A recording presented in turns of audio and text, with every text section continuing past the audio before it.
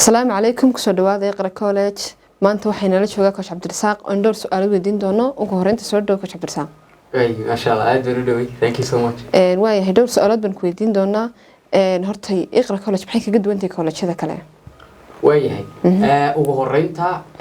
يقرأ كولج مركب وجورس واحد بلادي إن hub offline أرضي ذا يوجد سيسو هذا الإنجليش كا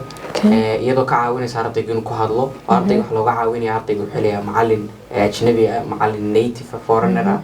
اللغة كديس كرو هذا الكلام كدي مركي بلارتي باهيدا لو قبو اقرا كولج يا ardaydu aad sugu badatay oo dunida daafiyada kala jooga iqra college waxa bilowday in qayb online ah u furta ardayga oo ardaygu uu ka qayb qaadan karayo casharada oo wax ka baran karayo luqadii ku hadalkeedii baran karayo kaliya isagoo isticmaalaya mobilkiisa gacanta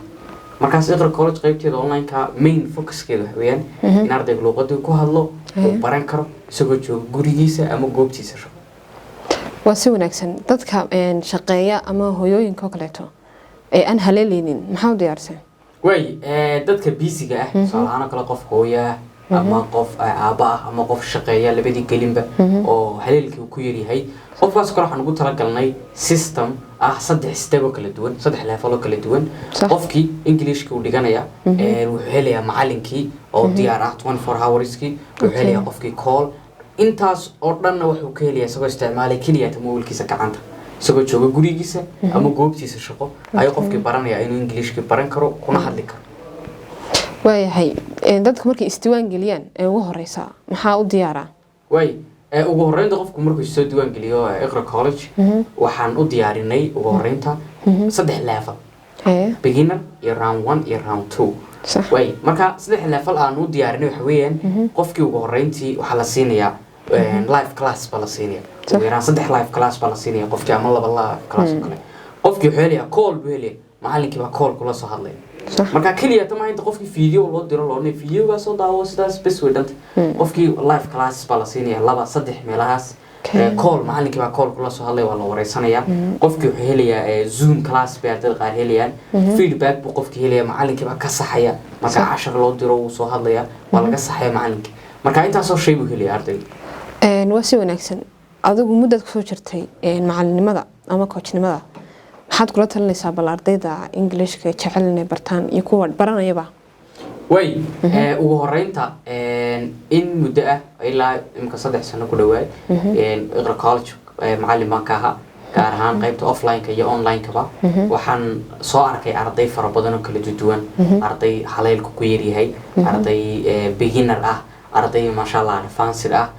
dhamaantood marka waxyaabaha aan kula talin karo qodobka ugu muhiimsan waxa kamid ah qofkii inuu isku day karo inuu environment heli karo oo imka iqra college qofku waxa ka caawinaysa waxa weeyaan inuu environment helo environment deegaan arday uu dhex geli karo oo luqadii kula hadli karo laakiin qofkii maanta haddii luqadii intuu bartaba oo cid la hadlo uu waayo kale kadib qofkii kuma dhex jiri karayo ama wixii uu bartay uu ilaabay environment dad baahanta iqra college number 1 qofku waxa siinsan environment baa kamid arday baa lagu siinaya isku level atiin iyo coachka ku diyaar marka qofkii maalintii hore ardaydu la sheekaysanaya live class ku soo geliya zoom class ku soo geliya oo laga caawinaya qof kasta aan Englishka u baran kara kaliya qofku wuxuu u baahan yahay responsibility inuu mas'uuliyad naftiisa saaro waxyaabaha iqra college ku siinsan waxa kamid ah responsibility naftaada mas'uuliyad saari kartid coachability baa kamid ah training qofkii la siiyo motivation qofkii la siiyo qofkii kaliya talan warnay videoga soo daawo sidaas qofkii tababar baa la siinaya mentorship baa la siinaya iyo motivation qodobada ku xigeen kula tan la qofka kamid ah